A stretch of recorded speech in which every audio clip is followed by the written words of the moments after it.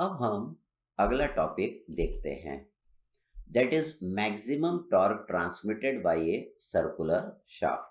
देखिए, आपको एक सर्कुलर शाफ्ट दिया हुआ है यहाँ पे। ये इसका क्रॉस सेक्शनल एरिया कैसा है? सर्कल है। और इस सर्कुलर शाफ्ट का जो रेडियस है दैट इज आर।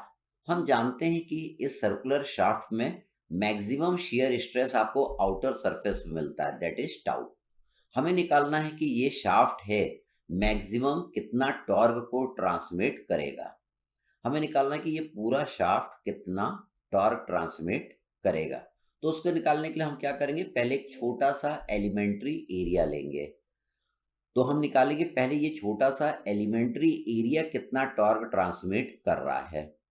फिर हम क्या करेंगे, उसको इंटीग्रेट कर देंगे 0 से r के बीच में। तो हमें पता चल जाएगा कि पूरा शाफ्ट कितना टॉर्क ट्रांसमिट करेगा। ये जो एलिमेंट्री एरिया है, इसका जो डिस्टेंस है यहाँ से, उसको मैंने लिया है छोटा r। इस एलिमेंट्री एरिया पे जो स्ट्रेस आ रहा है उसको मैंने q से रिप्रेजेंट किया है। इस एलिमेंट्री एरिया की ये जो चौड़ाई है उसको मैंने क्या बोला है, dr बोला है। तो देखिए, हम क्या लॉजिक लगाएंगे, यहाँ पे स्ट्रेस कितना है q, तो यहाँ पे फोर्स कितना आएगा, that is stress into area. Stress into area कर देंगे तो यहाँ पे आपको क्या पता चल जाएगा, फोर्स पता चल जाएगा, मतलब df की वैल्यू पता चल जाएगी। ठीक, यहाँ पे फोर्स पता चल जाएगा तो इस फोर्स का अपन क्या करेंगे, यहाँ पे मोमेंट ले लेंगे। तो इस फोर्स का यहाँ पे जो मोमेंट आएगा वो किसके बराबर आएगा, टॉर्क के जितना आएगा। टॉर्क क्या होता है, फोर्स इनटू परपेंडिकुलर डिस्टेंस। तो देखिए, जब मैं df इंटू आर कर दूंगा तो इस फोर्स का मोमेंट सेंटर पे आ जाएगा। ये टॉर्क के जितना आएगा। वो किसके जितना आएगा, dt के बराबर आएगा, डी टॉर्क। ये डी टॉर्क कहाँ पे लग रहा है, ये पीले वाले हिस्से पर। कितना आपका लग रहा है, that is df into R. लेकिन हमें तो टोटल टॉर्क निकालना है, तो हम क्या करेंगे, इसको इंटीग्रेट कर देंगे। इंटीग्रेट कर देंगे तो क्या निकल के आ जाएगा, टोटल टॉर्क आपका निकल के आ जाएगा। ठीक, तो ये लॉजिक लगा के हम इसको सॉल्व करते हैं। तो देखिए, यहाँ पे हम पहले निकालते हैं। हम जानते हैं, हम क्या जानते हैं कि टॉर्सन इक्वेशन क्या होता है, that is tau by R is equal to Q by R. तो यहां से हम Q की वैल्यू निकाल सकते हैं। Q की वैल्यू कितनी आएगी, tau by are into R. यहाँ पे स्ट्रेस की वैल्यू हमने निकाल लिया टाउ के टर्म में। अब हम क्या करेंगे, यहाँ पे फोर्स निकालेंगे। हम जानते हैं फोर्स आपका क्या होता है, फोर्स क्या होता है, that is stress into area. यहाँ पे जो फोर्स रहेगा, डीएफ रहेगा, वो क्या रहेगा, स्ट्रेस इनटू एरिया रहेगा। ये जो फोर्स यहाँ पे रहेगा वो आपका इस तरीके से लगेगा, इसको हमने क्या बोला है, डीएफ बोला है। अब देखिए, यहाँ पे Q की वैल्यू हम पुट कर देंगे। Q कितना है, tau by are into R. तो देखिए, यहाँ पे Q की वैल्यू मैंने पुट कर दी, tau by are into d a. यहाँ पे डी ए क्या है, ये पीला वाला एरिया। अब पीला वाला एरिया अगर आपको निकालना है तो आप क्या करेंगे, पहले बाहर वाले सर्कल का एरिया निकाल लेंगे, उसमें से अंदर वाले सर्कल के एरिया को माइनस कर देंगे तो ये पीला वाला एरिया निकल के आ जाएगा। तो देखिए, बाहर वाले सर्कल का एरिया क्या होगा, pi into R plus D R का होल स्क्वायर। और ये अंदर वाले सर्कल जिसका रेडियस कितना है, छोटा आर है, उसका एरिया कितना होगा, पाई आर स्क्वायर। तो ये कौन सा एरिया आ जाएगा, बीच वाला आ जाएगा। ये पीला वाला एरिया आपका निकल के आ जाएगा। अब देखिए, ये तो a प्लस बी का होल स्क्वायर है, इसको मैं क्या करूंगा, एक्सपांड कर दूंगा। तो मैं लिख सकता हूँ a square plus 2ab plus b square. अब इसमें मैं डी आर स्क्वायर को निगलेक्ट कर दूंगा, इसको छोड़ दूंगा। क्यों छोड़ दूंगा, क्योंकि डी आर आपका बहुत छोटा है, मान लीजिए 0.1 है।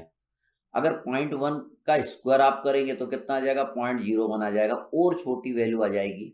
तो इसको अपन क्या करेंगे, निगलेक्ट कर देंगे, इसको हम छोड़ देंगे।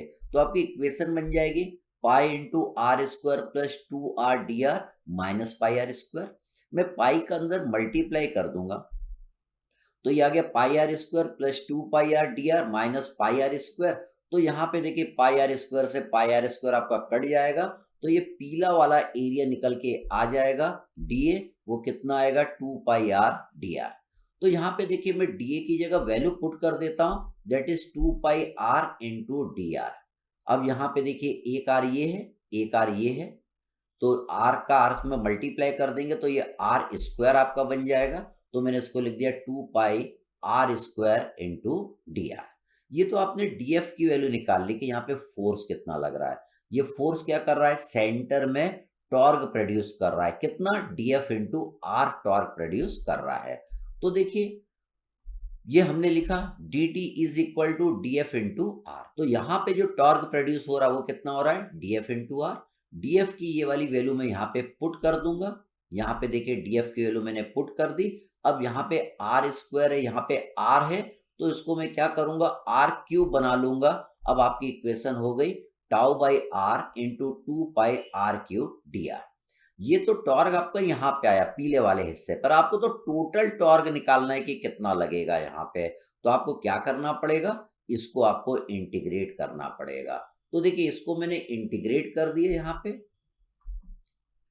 इसको मैंने इंटीग्रेट कर दिया यहाँ पे टू द लिमिट। लिमिट पे ध्यान दीजिएगा, लिमिट हम क्या रखेंगे, 0 से कैपिटल आर।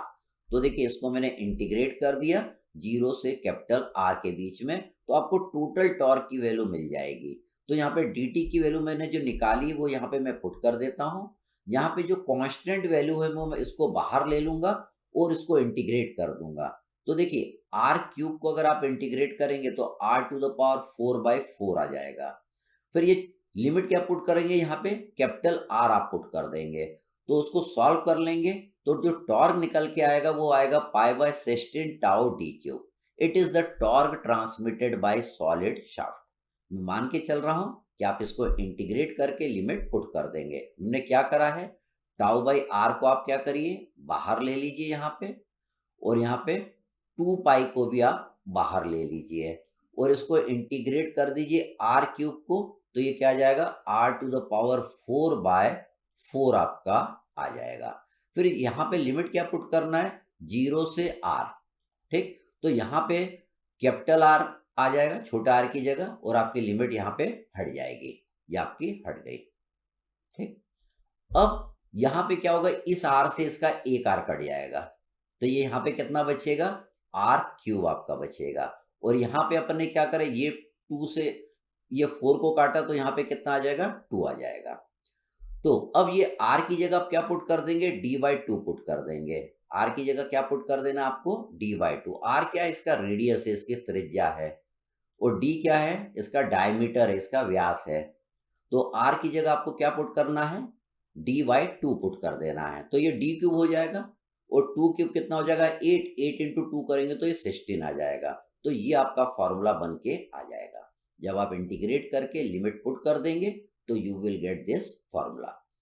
तो it is the maximum torque जो ये वाला शाफ्ट ट्रांसमिट करेगा।